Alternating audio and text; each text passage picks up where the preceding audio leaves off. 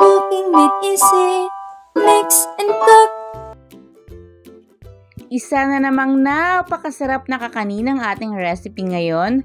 At this time, makakatikim kayo ng iba't ibang flavors in one. At the same time, iba't ibang texture rin po yung inyong mararamdaman habang ini-enjoy ang napakasarap nga po nating lutuin. Tara na po at samahan niyo muli ang inyong Mommy Love sa paggawa nito. Sa paggawa po ng filling na minatamis na munggo, napakasimple lang naman po ng proseso. Ibabad po muna natin ito sa isang malinis na lalagyan ng 3 to 6 hours. Kahit gaano po karaming tubig ang inyong ilagay, ang importante lang po ay lumubog ng husto yung mga munggo. At bago nyo nga po pala ito ibabad, hugasan nyo muna ng 2 hanggang 3 beses. Dito sa ating recipe, pwede po kayong gumamit ng red munggo, pero kung hindi ito available sa inyo, pwede rin naman pong gumamit ng green munggo. Same lang po yung procedure na inyong gagawin. After natin itong maibabad, ay pakukuluan naman po natin hanggang sa ito po ay tuluyan ng lumambot. Pakukuluan po natin ito over high heat. Kung may pressure cooker po kayo, pwedeng yun po yung inyong gamitin. 15 minutes lang, malambot na po yung munggo doon. Kapag malambot na po yung munggo, haluan na po natin ito ng asukal na pula. Para nga po pala makasigurado tayong malambot na po talaga yung munggo, much better po natikman natin ito para alam natin na saktong-sakto na po yung lambot para sa atin. At kapag nagmamatamis po ako ng munggo, ang hinahalo ko po rito ay coconut cream or yung kakanggata. Iba po kasi yung dagdag na creaminess nito para sa ating filling. Pero if ever na hindi po talaga ito available, pwede naman po kayong gumamit ng tubig. Over medium heat, lutuin po natin ito hanggang sa makita po natin yung tamang consistency o medyo lumapot na po itong ating ginagawang filling. Ganito po yung consistency na ating hinahanap. Patayin na po natin ngayon yung apoy sa ating kalan dahil habang lumalamig pa po ito, mas lalapot pa po ito. Kapag sobrang lapot naman po kasi, mahihirapan tayong i-spread ito sa ating gagawing kakanin. Simpleng procedure lang po uli ang paggawa natin ng ating gagawing kakanin. Sa isang malinis na mixing bowl, paghahalu-haluin lang po natin yung isang pack or 1/2 kilo ng glutinous rice flour. Kasama na po yung ating asukal. Dito po kahit anong kulay ng asukal ay pwede nyong gamitin. Then naglagay po ako rito ng kaunting asin to balance the taste. At gagamit rin po tayo rito ng coconut milk or yung pangalawang gata. Bali piniga po ito after po nating ma-extract yung ating kakanggata.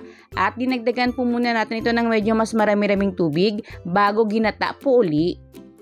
If ever pong kulangin ang sukat ng inyong coconut milk, pwede naman pong magdagdag na lang ng tubig. I-mix lang po natin itong mabuti, then salain po natin para mas makasigurado tayong smooth ang consistency ng ating mixture. Ngayon naman po ang ginawa natin ay hinati po natin sa 2 itong ating mixture. Yung isang mixture po ay lalagyan natin ng ube flavoring. Pero if ever po na hindi uli ito available sa inyo, huwag kayong mag-worry, lagyan nyo na lang po ito ng violet food color. Ngayon naman po ay gagamit ako rito ng medium size na llanera. Nilagyan ko lang po ng dahon ng saging yung pinakailalim, ganun na rin po yung pinakagilid. Then giniris ko lang po ito ng margarine.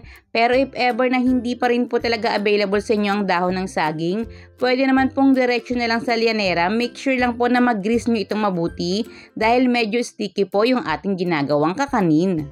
Ang ginawa po natin, yung white part po muna ng ating mixture ang ating unang nilagay. Naglagay po tayo rito ng 1/2 cup. Then, i-steam po natin ito over medium heat ng 15 minutes.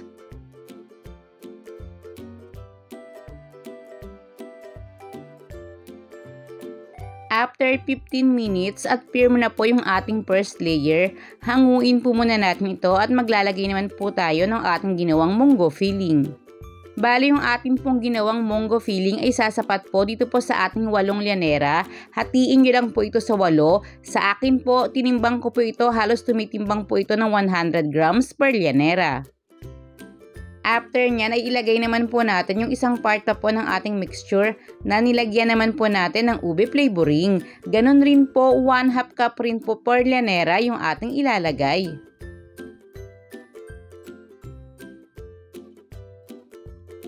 I-steam po uli natin ito over medium heat, pero this time 30 minutes naman po yung inabot ng aking pagluluto. Much better po na bago nyo ito hahanguin, mag-toothpick test na po kayo. Wala na po dapat na sumama pang kakanin doon sa ating pinaka-toothpick or hindi na po ito basa bago nyo po ito hahanguin.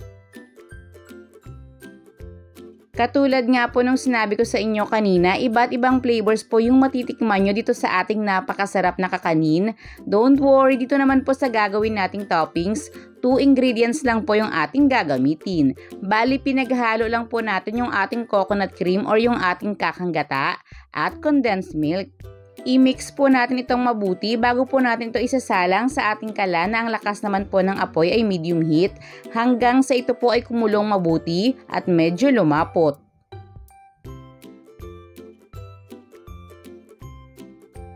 Ngayon po ay ilagay naman natin yung ating ginawang toppings dito po sa pinakaibabaw ng ating kakanin. Nasa 1/4 cup po per llanera yung ating nilagay. If ever po na wala kayong pangsukat, hatiin nyo na lang po sa 8.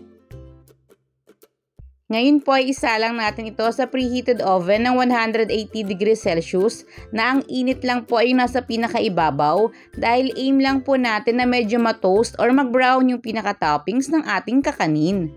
Nasa 40 minutes ko po itong naisalang pero still nakadepende po ito sa gamit yung oven. Basta ang importante lang po ay makita nyong mag-brown yung pinaka-toppings ng inyong kakanin bago nyo po ito hahanguin.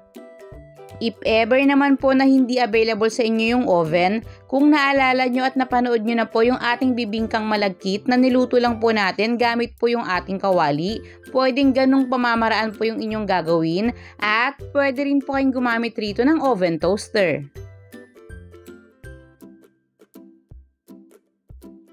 And charan! Ito na po mga palalabs ang ating bibingkoy na bukod sa napakasarap, napakabango po, dito po sa aming tahanan ngayon, amoy na amoy po talaga yung iba't ibang flavor, yung coconut cream, yung ating ube flavoring na nilagay, at yung talaga naman pong kakanin na hinahanap-hanap ng ating panlasa.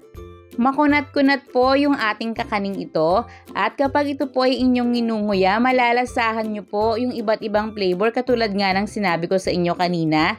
Yung ating ginamit na munggo filling na talaga naman pong mas nagpasarap pa dito at yung toppings mga palalabs talaga naman pong napakasarap pag pinagsama-sama. Honestly, hindi ko pa talaga alam kung paano ko i-explain kung gaano kasarap itong ating kakanin. Sana po mga palalabs, muli nyo po uli akong pagkatiwalaan at subukan nyo po ito. Nang sa ganon, kayo na po mismo ang humusga kung gaano po kayo mapapangiti ng kakaning ito or kung paano nyo po mapapangiti yung paglulutuan nyo naman po nito. At syempre, para mas marami pa po tayo mapasaya, gawin po natin itong pangnegosyo para mas marami po ang makatikim nito. Sa bandang dulo po ngayon ng ating video, makikita nyo po ang buong listahan ng ating mga ingredients. Kasama na po yung ating full costing. At syempre, magkaka-idea po uli kayo kung magkano nyo po ito pwedeng ibenta at magkano po yung inyong posibleng kitain.